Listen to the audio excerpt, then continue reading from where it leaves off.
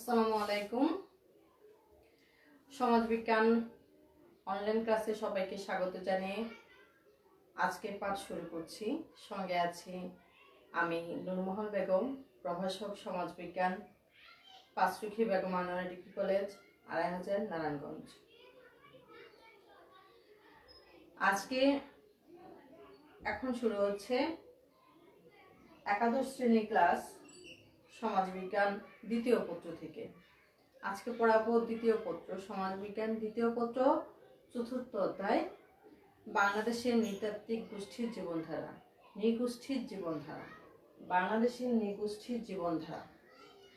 আজকে একাদশ শ্রেণীর সমাজবিজ্ঞান দ্বিতীয় পত্রের চতুর্থ অধ্যায়, বাংলাদেশে নৃগোষ্ঠীর জীবনধারা থেকে আজকের পাঠ শুরু হবে। কাজে আমি আশা করব সকল শিক্ষার্থীরা তোমরা বই খাতা নিয়ে বসবে। আজকের পাঠ চতুর্থ অধ্যায়, দ্বিতীয় পত্র,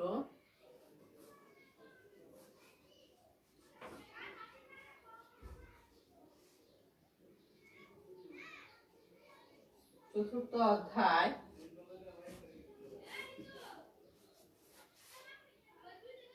বাংলাদেশে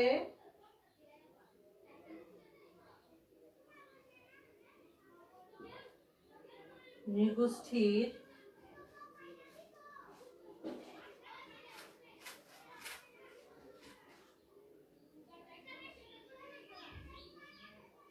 জীবন ধারা। দ্বিতীয় পত্র চতুর্থ অধ্যায় বাংলাদেশের নৃগোষ্ঠীর জীবনধারা। আজকের আলোচনার বিষয় হচ্ছে চতুর্থ অধ্যায় বাংলাদেশের নৃগোষ্ঠীর জীবনধারা। বাংলাদেশের নৃগোষ্ঠীর জীবনধারা আলোচনা করার আগে আমাদের জানতে হবে নৃগোষ্ঠী কি। নৃগোষ্ঠী কি? নৃগোষ্ঠী হচ্ছে, নৃগোষ্ঠীর ইংরেজি প্রতিশব্দ হচ্ছে রেস। নৃগোষ্ঠীর ইংরেজি প্রতিশব্দ হচ্ছে রেস, যেটা ইতালিয়ান শব্দ রাজ্য থেকে আসছে। ইতালিয়ান শব্দ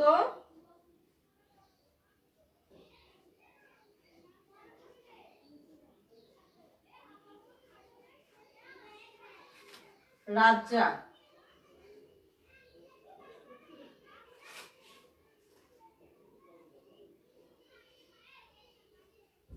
রাজ্য থেকে আসছে, যার অর্থ হচ্ছে শিরোনাম। অর্থ কি? শিরোনাম।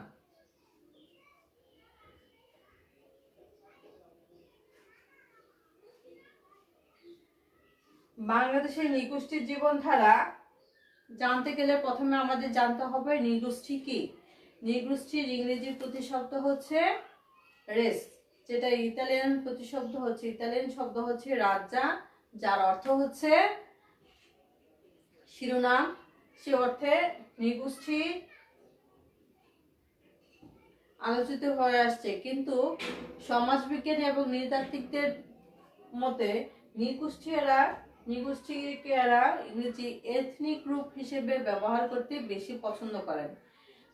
সমাজবিজ্ঞানীরা এবং নৃতাত্ত্বিক গোষ্ঠীরা নৃগোষ্ঠীকে এথনিক গ্রুপ বলতে বেশি স্বাচ্ছন্দ্য বোধ করেন, কারণ 1950 সালে এটা বর্ণবিদ্বেষের সাথে সম্পৃক্ত হয়।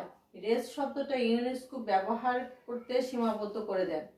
তারপর থেকে নৃগোষ্ঠীর ইংরেজি প্রতিশব্দ হিসেবে ব্যবহার করে আসছে কি এথনিক গ্রুপ বা এথনিক কমিউনিটি নামে। তাহলে আমি এটা আবার লিখে দিচ্ছি, ইংরেজি প্রতিশব্দ যদিও রেস, কিন্তু এটা 1950 সালে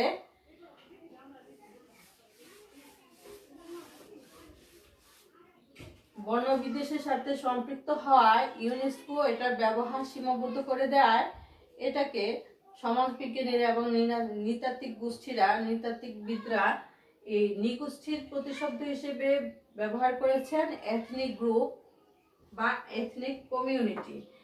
এই শব্দটা ব্যবহার করতে বেশি স্বাচ্ছন্দ্য বোধ করেন। Ethnic,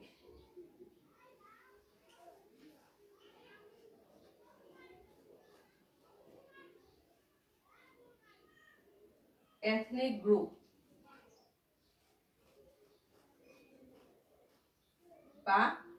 ethnic community.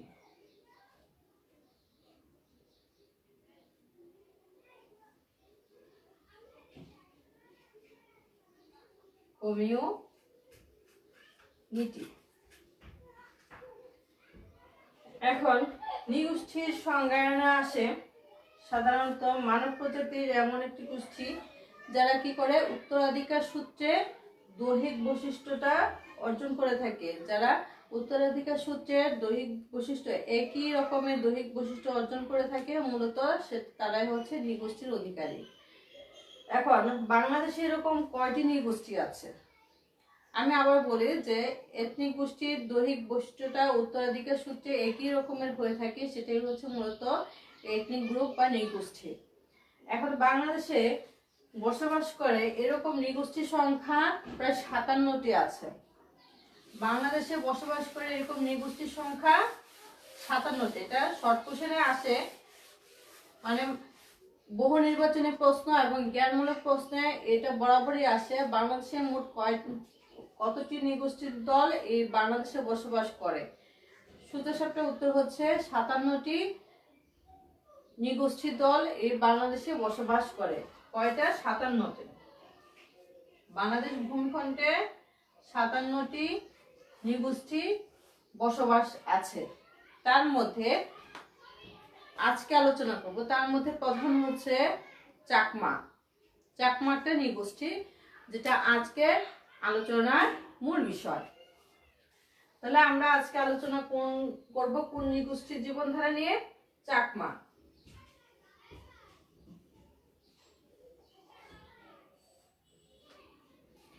বাংলাদেশে ভূখণ্ডে 57টি নৃগোষ্ঠী জীবনযাপন করছে। 57টি নৃগোষ্ঠীর লোক এই দেশে বসবাস করছে। তার মধ্যে চাকমা হচ্ছে অন্যতম। আজকের আলোচনার বিষয় হচ্ছে চাকমা।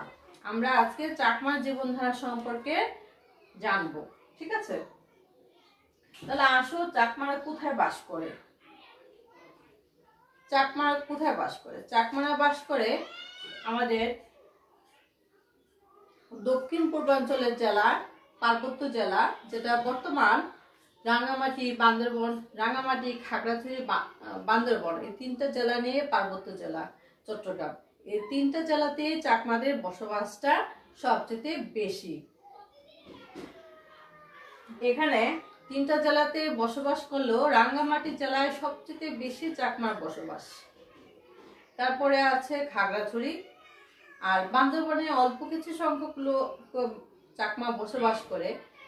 তাছাড়া পাশাপাশি বাংলাদেশের সীমান্তবর্তী দেশ ভারত, ভারতের কিছু অঞ্চলে চাকমারা বসবাস করে। কোথায়? ত্রিপুরা,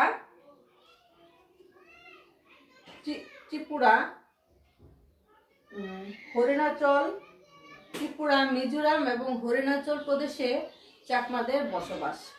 আমাদের বাংলাদেশে কোথায়? পার্বত্য চট্টগ্রামের 3টা জেলা, রাঙ্গামাটি, খাগড়াছড়ি, বান্দরবন, সঙ্গে আছে ভারতের কিছু অঞ্চল, সেখানে আছে ত্রিপুরা, মিজোরাম এবং অরুণাচল প্রদেশে কিছু চাকমা বসবাস করে। এ তো গেল চাকমাদের বাসস্থান। এবার আসো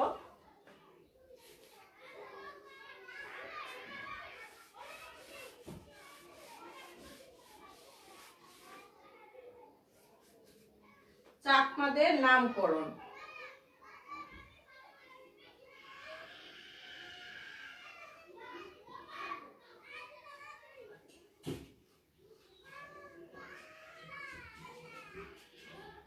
চাকমাদের নামকরণ। শিক্ষিত চাকমারা নিজেদেরকে চাকমা বলে পরিচয় দেয়। তবে শিক্ষিত চাকমারা নিজেদের চাকমা বলে পরিচয় দিলেও চাকমা জনগোষ্ঠীর বেশিরভাগ গ্রামীণ জনগোষ্ঠী, সাধারণ জনগোষ্ঠী নিজেদেরকে চাংমা বলেই পরিচয় দেয়। চাকমারা কি বলে পরিচয় দেয়? চাংমা।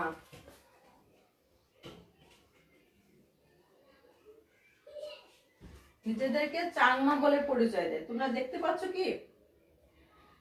চাংমা। শিক্ষিত জনগোষ্ঠী, শিক্ষিত চাকমারা নিজেদেরকে চাকমা বললেও এরা সাধারণ জনগোষ্ঠী যারা আছে, বৃহত্তর চাকমাদের সাধারণ গ্রামীণ জনগোষ্ঠী যারা আছে, তারা নিজেদেরকে চাকমা বলে পরিচয় দেয়। তবে শিক্ষিত গ্রামীণ যুবকরা, শিক্ষিত যুবক চাকমারা নিজেদেরকে চাকমা পরিচয় দিতে বেশি প্রয়োজন মনে করে। তাদের পিছনে একটা যুক্তি হচ্ছে, যেখানে সাধারণ জনগোষ্ঠী, আমাদের বিশাল জনগোষ্ঠী যারা চাকমা বলে পরিচয় দেয়, আমরা সেই চাকমা নামটাই বেশি গ্রহণ করব, কারণ এটাই আমাদের দেওয়া উচিত। তাদের যুক্তি, শিক্ষিত যুবক যারা আছে তাদের মধ্যে, যেগুলো নামকরণ। আচ্ছা,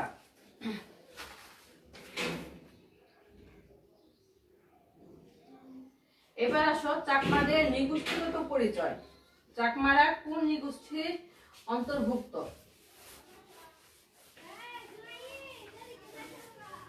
মানুষের দৈহিক বৈশিষ্ট্যের ভিত্তিতে নৃবিজ্ঞানীরা, নৃতাত্ত্বিক গোষ্ঠীরা মানুষের দৈহিক গঠনের ভিত্তিতে মানব প্রজাতিকে মোট 4টা ভাগে ভাগ করেছে। একটা হচ্ছে শ্বেতকায়, একটা হচ্ছে কৃষ্ণকায়, আরেকটা হচ্ছে মঙ্গলয়েড, আরেকটা হচ্ছে অস্ট্রালয়েড। এই 4টা ভাগে মানুষকে দৈহিক বৈশিষ্ট্যের ভিত্তিতে ভাগ করেছে। কি? শ্বেতকায়, কৃষ্ণকায়, মঙ্গলয়েড এবং আদি অস্ট্রালয়েড। তার মধ্যে চাকমাদের নৃগোষ্ঠীগত পরিচয় কোনটা? নৃগোষ্ঠীগত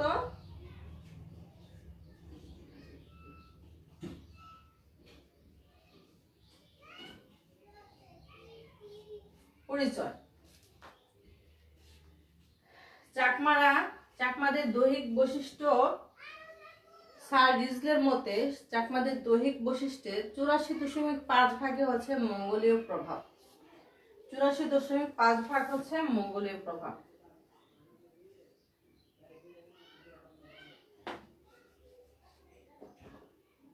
মঙ্গোলীয়।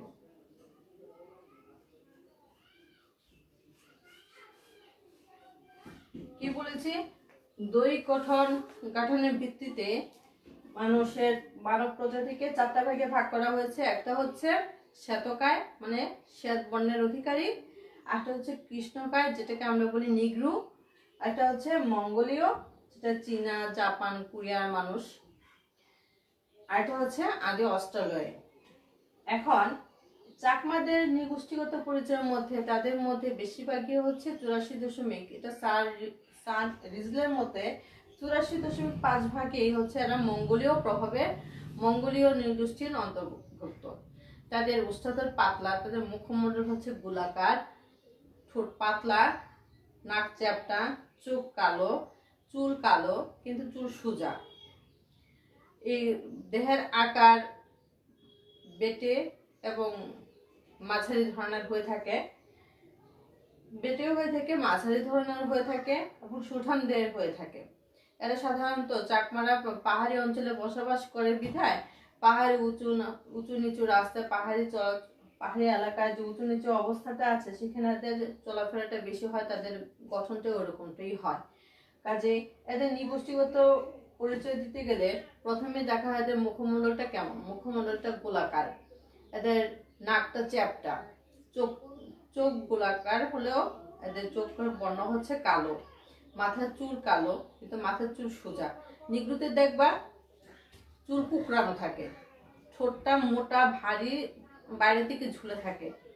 আবার শ্বেতকায়দের দেখবা নাকটা বেশ খাড়া, ঠোঁট পাতলা থাকে, চুলগুলো সোনালী রঙের থাকে, চোখের মনে থাকে নীলচে নীলচে, সাদা সাদা, আবার কিছু কিছু ক্ষেত্রে ব্রাউন।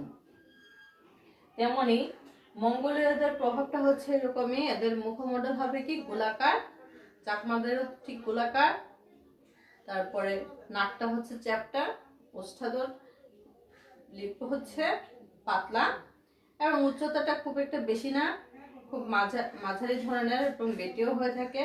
তবে গড়ে পুরুষদের উচ্চতাটা হচ্ছে 5 ফুট 6 ইঞ্চি এবং মহিলাদের উচ্চতাটা হচ্ছে 5 ফিট 4 ইঞ্চি। তাহলে গড়ে বলা হচ্ছে, কিন্তু গড়ে পুরুষের উচ্চতা হচ্ছে, চাকমা পুরুষদের গড়ে উচ্চতা হচ্ছে 5 ফিট 6 ইঞ্চি এবং মহিলাদের উচ্চতাটা হচ্ছে 5 ফিট 4 ইঞ্চি।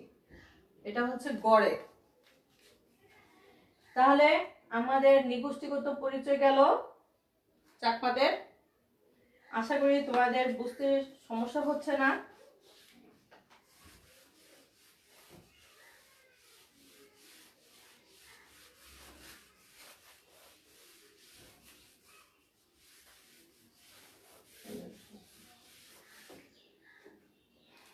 এবার আসো চাকমাদের জনসংখ্যা।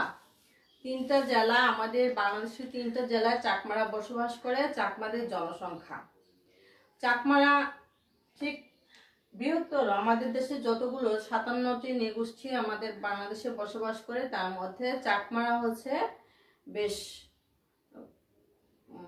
সংখ্যাগরিষ্ঠ নৃগোষ্ঠী। এখন চাকমারা সংখ্যাগরিষ্ঠ হওয়াতে চাকমাদের জনসংখ্যাটা আমাদের জানা দরকার।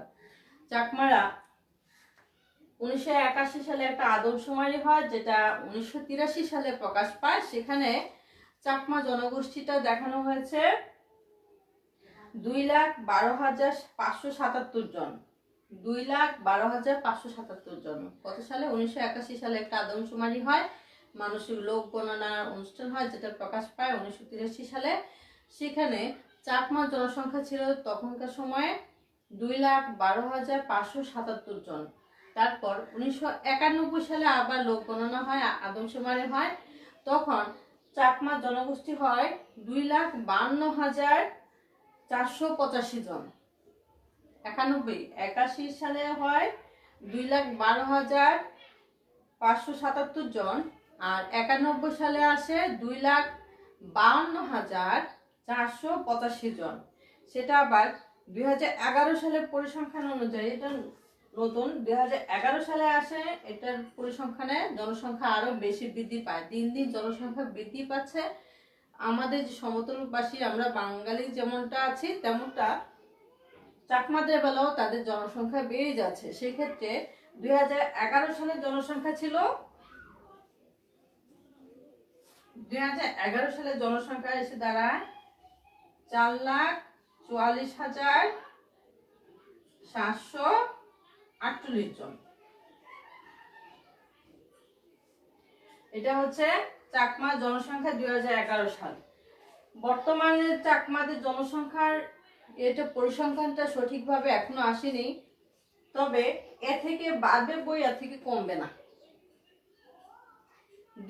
4,44,000 থেকে বাড়বে, এর থেকে কমবে না, কারণ জনসংখ্যা, মৃত্যুহার আমাদের দেশে কমে গেছে, জনসংখ্যা জন্মহার বেড়ে গেছে, সেই হিসেবে এটা ক্রমশ বাড়ছে। চাকমাদের জনসংখ্যা বাড়ছে। 81 সালে ছিল 2,12,577 জন, সেখানে 91 সালে আসছে 2,52,448 জন, সেখানে 11 সালে আসছে 4,44,748 জন। এই তো গেল চাকমা জনসংখ্যা। তাহলে এবার আমরা জানবো কি চাকমা ভাষা।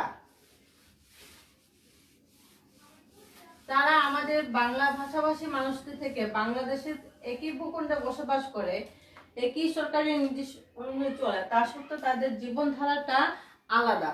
এরা দৈহিক গঠনে যেমন আলাদা, তাদের জীবনধারার পদ্ধতিটাও আলাদা। আমাদের বাঙালি সমাজ থেকে তাদের সবকিছু আলাদা। তাদের ভাষা আলাদা, তাদের নৃতাত্ত্বিক নৃগোষ্ঠীর পরিচয় আলাদা, এমনকি তাদের ধর্ম, তাদের পরিবার, তাদের অন্ত্যেষ্টিক্রিয়া, তাদের প্রশাসনিক কার্যক্রম সবকিছুই আমাদের বাংলাদেশের জনগোষ্ঠী সমতলবাসী থেকে অনেকটা ভিন্ন।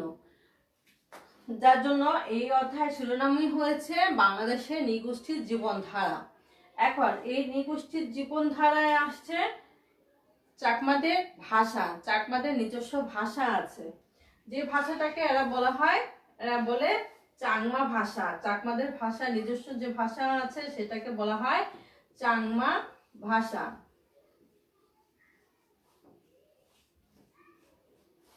আমরা যেমন বলি আমাদের ভাষা বাংলা, তেমনি চাকমাদের নিজস্ব ভাষাটা হচ্ছে চাংমা ভাষা।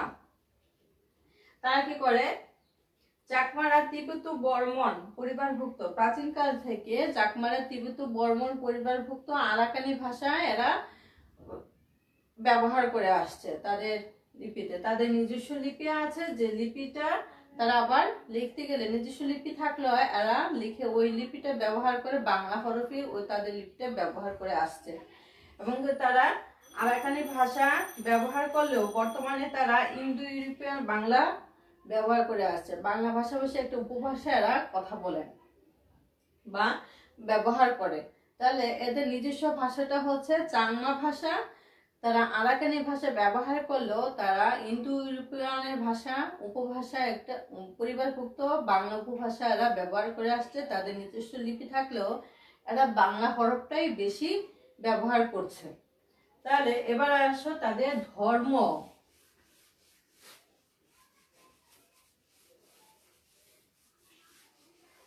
এটা অনেক বড় চ্যাপ্টার, কারণ আমাদের সময় অনেক কম, আধা ঘন্টা ঠিক এটা কমপ্লিট করা যাবে না, তাই আমি শর্ট করেই তোমাদের জন্য পাঠটা তৈরি করেছি। তোমরা মনোযোগী হও, তা থেকে তোমাদের উত্তর দেওয়া সহজ হবে এবং তোমাদের যে প্রশ্নগুলো আসবে সংক্ষিপ্ত প্রশ্ন, সৃজনশীল প্রশ্ন, অনুধাবনমূলক প্রশ্ন, তোমরা তা থেকে আনসার দিতে পারবে আমার বিশ্বাস।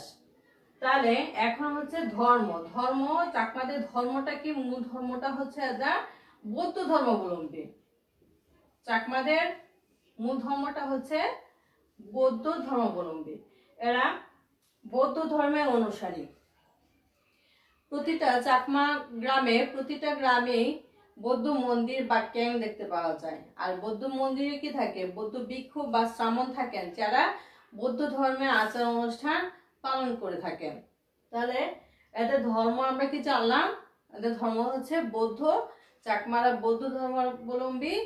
তারা গ্রামে গঞ্জে তাদের প্রতিটা গ্রামেই বৌদ্ধ মন্দির থাকে, যেখানে বৌদ্ধ মন্দিরে বা মন্দির বলে আবার ক্যাংও বলে, প্রতিটা বৌদ্ধ মন্দিরে ভিক্ষু থাকেন, বৌদ্ধ ভিক্ষু থাকেন কিংবা শ্রামণ থাকেন, যারা বৌদ্ধ ধর্মের যা আচার অনুষ্ঠান আছে তারা সেটা তাদের মাধ্যমে সেটা পালন করে থাকে। এটা গেল ধর্ম। এবার আসো তাদের ভাষা গেল, ধর্ম গেল, নৃতাত্ত্বিক গোষ্ঠী গেল। এবার আসো তাদের পরিবার ব্যবস্থা।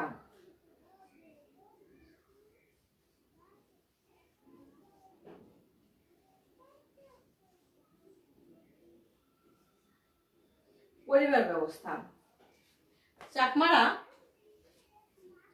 পিতৃতান্ত্রিক পরিবার। চাকমারা হচ্ছে পিতৃতান্ত্রিক পরিবার। আমাদের দেশে আরো একটা নৃগোষ্ঠী আছে যারা হচ্ছে মাতৃতান্ত্রিক পরিবার। পিতৃতান্ত্রিক পরিবার হচ্ছে পরিবারের শাসন ক্ষমতা এবং উত্তরাধিকার ব্যবস্থা সবকিছু পুরুষের হাতে ন্যস্ত থাকে। পুরুষ থেকে, পিতা থেকে তার সন্তানদের মধ্যে ক্ষমতা হস্তান্তরিত হয়। বিশেষ করে ছেলে সন্তানদের হাতেই তাদের শাসন ক্ষমতা ন্যস্ত থাকে। পুরুষের হাতে, স্বামীর হাতে বা পিতার হাতে শাসন ক্ষমতা ন্যস্ত থাকে, সেটা হচ্ছে তান্ত্রিক। আর পিতৃসূত্র বলতে জায়গা জমি উত্তরাধিকার ব্যবস্থাটা পিতা থেকে সন্তানের উপরে বর্তায়। যেটা অনেকে পরিবার আছে মাতৃতান্ত্রিক পরিবার, মাতৃসূত্রীয় পরিবার, সেখানে হচ্ছে মা থেকে মেয়েতে বর্তাবে। এখানে হচ্ছে পুরুষতান্ত্রিক সমাজ ব্যবস্থা, পিতৃতান্ত্রিক সমাজ ব্যবস্থা, যেখানে শাসন ক্ষমতা থেকে শুরু করে উত্তরাধিকার ব্যবস্থা সব পিতা থেকে সন্তানের উপরে বর্তাবে। এখানে হিন্দুদের রীতি অনুযায়ী যেমন মেয়েরা সম্পদের উত্তরাধিকার হয় না, ছেলেরা সম্পদের উত্তরাধিকার হয়, সেই হিসেবে চাকমাদের মধ্যেও পরিবার ব্যবস্থাটা পিতৃতান্ত্রিক ব্যবস্থা এবং পিতৃসূত্রীয় ব্যবস্থার রীতি অনুসরণ করে। এবং সেটা কি হয়? সম্পদের উত্তরাধিকার ব্যবস্থা বাবা থেকে, পিতা থেকে ছেলে সন্তানরা পেয়ে থাকে। আশা করি তোমরা সেটা বুঝতে পেরেছো। এবার আসো বিবাহ ব্যবস্থা।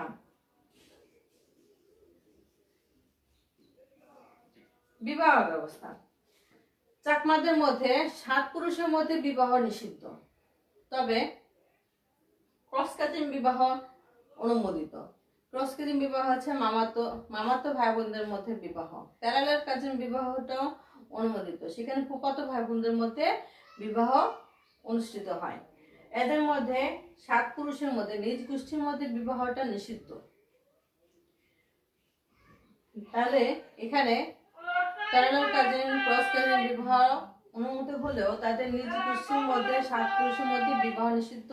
তবে পরিবারে ছেলেরা নিজ গোষ্ঠীর মধ্যে বিয়ে করে না। এরা বিয়ে করতে গেলে সাধারণত বিয়ে করতে গেলে আমাদের সমাজ ব্যবস্থায় যেমন ছেলেরা কনের বাড়িতে গিয়ে বিয়ে করে বউ নিয়ে আসে, এই চাকমা সমাজ ব্যবস্থার মধ্যে ছেলেরা কনের বাড়িতে যায় না, কনেকে তাদের বাড়িতে নিয়ে আসে, নিয়ে এসে বিয়ে করে।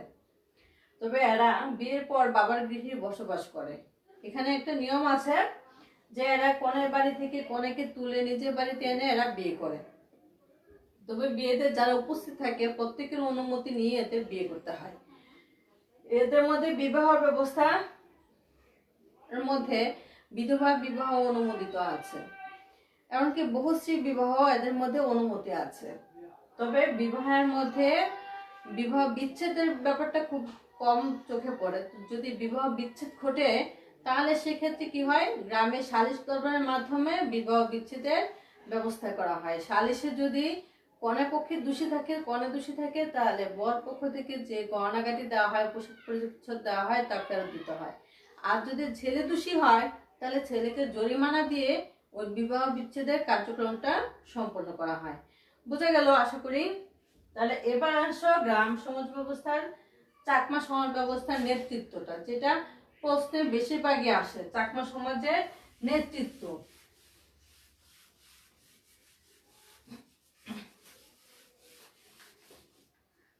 চাকমাদের নেতৃত্ব।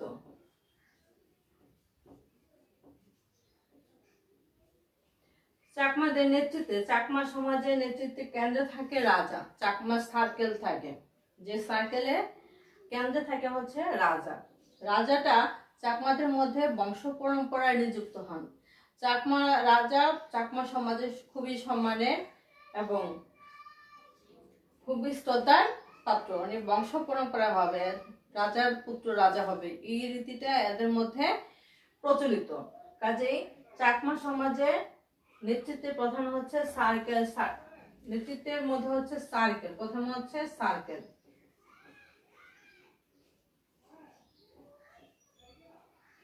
সার্কেল সার্কেল হচ্ছে গোটা চাকমা সমাজ ব্যবস্থাটা। গোটা চাকমা সমাজ ব্যবস্থা সার্কেলের কেন্দ্রে থাকেন কি রাজা। রাজা বংশ পরম্পরায় নিযুক্ত হন, যেটা বর্তমানে চাকমা রাজা হচ্ছেন ব্যারিস্টার দেবাশিস রায়। উনি 1977 সাল থেকে এই দায়িত্বে আছেন, এখনো বর্তমান আছেন। আর চাকমা সার্কেলের পরে আসে গ্রাম।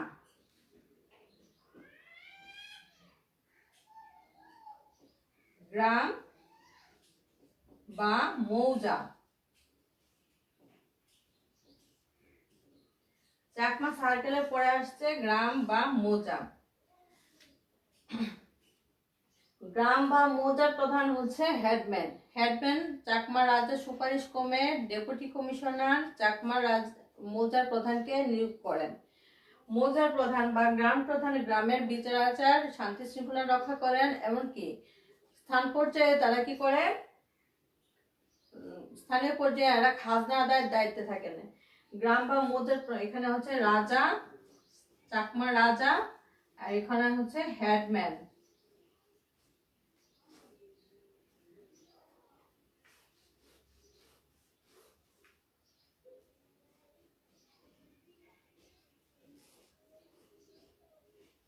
হেডম্যান মৌজা, গ্রাম বা মৌজার প্রধান হচ্ছে হেডম্যান। ওনাকে নিযুক্ত করেন চাকমা রাজার সুপারিশ ক্রমে ডেপুটি কমিশনার। হেডম্যান নিযুক্ত করেন যিনি গ্রামের বিচার আচার করে থাকেন, শান্তি শৃঙ্খলা রক্ষা করে থাকেন, এমনকি এলাকার স্থানীয় পর্যায়ে খাজনা আদায়ের দায়িত্বে থাকেন। এই প্রশ্নগুলো কিন্তু আসে যে চাকমা সমাজে খাজনা আদায়ের দায়িত্ব কে থাকেন। এটা অনেকেই ভুল করে থাকেন, বলে থাকেন যে রাজা করে থাকেন, কেউ বলে কারবারি করে থাকে, কেউ কেউ বলে হেডম্যান করে থাকে। কিন্তু যারা হেডম্যান আনসার করে সেটা সঠিক হয়, কিন্তু কারবারি, রাজা, ডেপুটি কমিশনার এই সমস্ত উত্তর দিলে সেটা ভুল হয়। তাহলে গ্রাম বা মৌজার হচ্ছে হেডম্যান। এখন গ্রাম সার্কেল গঠিত হয় কয়েকশত গ্রাম মিলে, আর গ্রাম মিলে হয়, আর গ্রাম বা মৌজা হয় কয়েকশত আদাম বা পাড়া মিলে।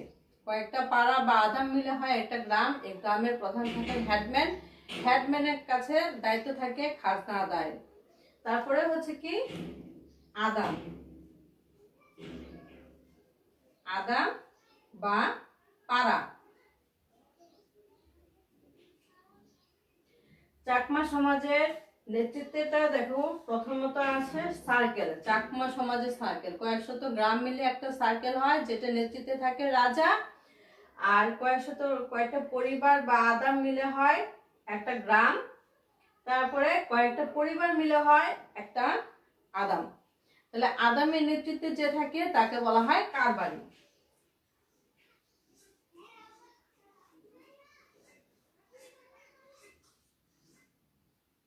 আদামের নেতৃত্বে যে থাকে তাকে বলা হয় কারবারি। কয়েকটা পরিবার মিলে হয় একটা আদাম, কয়েকটা আদাম মিলে হয় একটা গ্রাম, কয়েকটা গ্রাম মিলে হয় একটা সার্কেল। আমি উপর থেকে নিচে গেছি, এবার নিচ থেকে উপরের দিকে আসলে এরকমই হবে। কয়েকটা পরিবার মিলে হবে একটা আদাম বা পাড়া, যেটার নেতৃত্বে থাকবে কারবারি।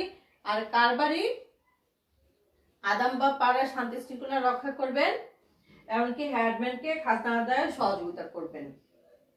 গ্রামের কয়েকটা আদাম মিলে হবে একটা গ্রাম বা মৌজা, যেটার নেতৃত্বে থাকবে হেডম্যান। হেডম্যানকে নিযুক্ত করেছেন চাকমা রাজার সুপারিশ ক্রমে ডেপুটি কমিশনার নিযুক্ত করে থাকেন। এমনকি ডেপুটি কমিশনার নিযুক্ত করে থাকেন, ওনাকে আবার দায়িত্ব দেওয়া হয়েছে যে এলাকার শান্তি শৃঙ্খলার পাশাপাশি খাজনা আদায় করার। আর চাকমা রাজা হচ্ছেন চাকমা সার্কেলের এবং কেন্দ্রীয় শাসন ক্ষমতার দায়িত্বে আছেন রাজা, যেটা বংশ পরম্পরায় নিযুক্ত হয়। আশা করি তোমাদের বুঝতে সমস্যা হয়নি। এবার আসো চাকমাদের খাদ্যাভ্যাস একটু জানি। চাকমারা ভাত খায়, এরা শাক সবজি মাছ মাংস সবই খায়। এরা শুটকির তরকারি বা শুটকি জাতীয় খাবার খেতে পছন্দ করে। এরা আবার কচি বাঁশের তরকারি, কচি বাঁশের যেটাকে আমরা কোরল বলি, এই কোরলও এরা খেতে পছন্দ করে। এরা খাবারে মদ রাখে, এই মদটা তারা নিজেরাই তৈরি করে থাকে।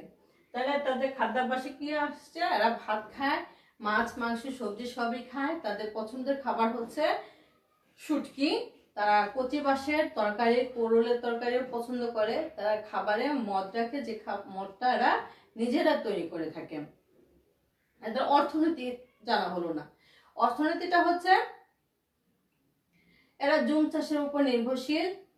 জুম চাষ হচ্ছে পাহাড়ের ডালে বন জঙ্গল কাঠ আগাছা পুড়িয়ে কেটে এগুলো পুড়িয়ে ওখানে জমিটা তৈরি করে, সেখানে ধান তিল অন্যান্য রবি শস্য যেটা একসাথে বপন করে, যে যেটা আগে উঠবে, যে ফসলটা আগে উঠবে সেটা আগে ঘরে তুলে নেবে। এভাবে জুম চাষের প্রচলন হয়। এখন সরকার জুম চাষের উপর নিষেধাজ্ঞা আরোপ করাতে এরা সমতল ভূমিতে ধান চাষ করে জীবনযাপন করছে। পাশাপাশি এরা বাঁশের ঝুড়ি বেত দিয়ে বেত দিয়ে এরা ঝুড়ি খাড়ি এই সমস্ত তৈরি করছে। বাঁশের বাঁশি বাদ্যযন্ত্র এই সমস্ত তৈরি করে এরা জীবিকা নির্বাহ করছে। পাশাপাশি এদের নিজস্ব বুননের কাপড়ও এরা তৈরি করে থাকে। এদের নিজস্ব পোশাক আছে, এই পোশাক এরা নিজেরাই তৈরি করে থাকে। এই তো গেল তাদের অর্থনৈতিক অবস্থা। তাদের অন্ত্যেষ্টিক্রিয়া একটু জানি, মানে তাদের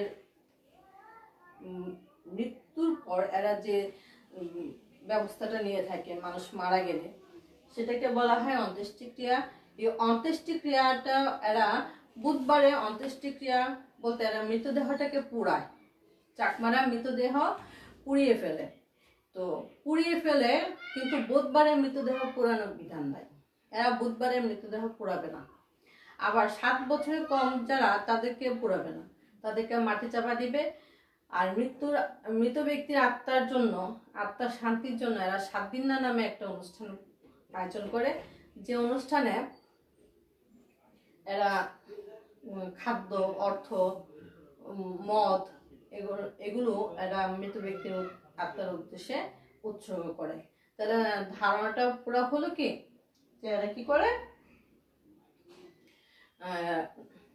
মৃত ব্যক্তি বুধবারে পোড়াবে না, এরা মৃত ব্যক্তিকে পোড়ায়। এমনকি এরা বুধবারে চাকমা সমাজে বুধবারে মৃত ব্যক্তিকে পোড়াবার বিধান নাই। এরা 7 দিনের কম বয়সী শিশুদের এরা পোড়ায় না, এরা মাটি চাপা দিয়ে থাকে। এবং মৃত ব্যক্তির আত্মার জন্য, আত্মার শান্তির জন্য এরা 7 দিন নামে অনুষ্ঠান করে। যেখানে মদ, কাপড়, অর্থ এগুলা উৎসর্গ করে, খাবার এগুলো উৎসর্গ করে। আরেকটা কথা না বলি না, সেটা হচ্ছে এদের উৎসব অনুষ্ঠান। উৎসব অনুষ্ঠানে এরা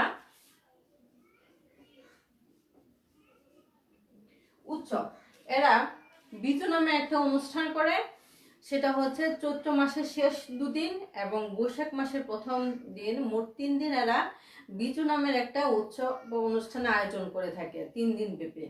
চৈত্র মাসের শেষ 2 দিন এবং বৈশাখ মাসের প্রথম দিন, মোট 3 দিন এরা বিজু নামের একটা উৎসব আয়োজন করে থাকে। এরা বৌদ্ধ দেবতার গৌতম বুদ্ধের মৃত্যুদিন এবং নির্বাণের দিন এরা বৈশাখী পূর্ণিমা পালন করে থাকে এবং মাঘী পূর্ণিমার উৎসবও এরা পালন করে থাকে। আচ্ছা, তাহলে আমার বিশ্বাস তোমাদের আজকের ক্লাস তোমাদের কিছুটা হলেও, যদিও আমি বেশ শর্ট করে দিয়েছি, এই শর্ট করে দিলেও যা দিয়েছি তা থেকে তোমাদের যে প্রশ্নগুলো আসবে তোমরা সেটা বুঝতে পারবে, আশা করি আনসার করতে পারবে। বিশাল বড় চ্যাপ্টার, তোমাদের বুঝার স্বার্থে সময় স্বল্পতার জন্য আমি মূলত শর্ট করে দিয়েছি। আশা করি তোমরা সেটা বুঝতে পেরেছো। যদি বুঝতে পারো বা কোনো অসুবিধা থাকে আমাকে অবশ্যই কমেন্ট বক্সে জানাবে। আজকের মধ্যে এটাই শেষ, এখানেই শেষ। তবে আগামী ক্লাসে দেখা হবে নতুন একটি নিগোষ্ঠী নিয়ে, গাঢ়। তোমরা সেই ক্লাসের জন্য একটু প্রিপারেশন নিয়ে আসবে আশা করি। আজকের মতো এখানেই শেষ। আল্লাহ হাফেজ।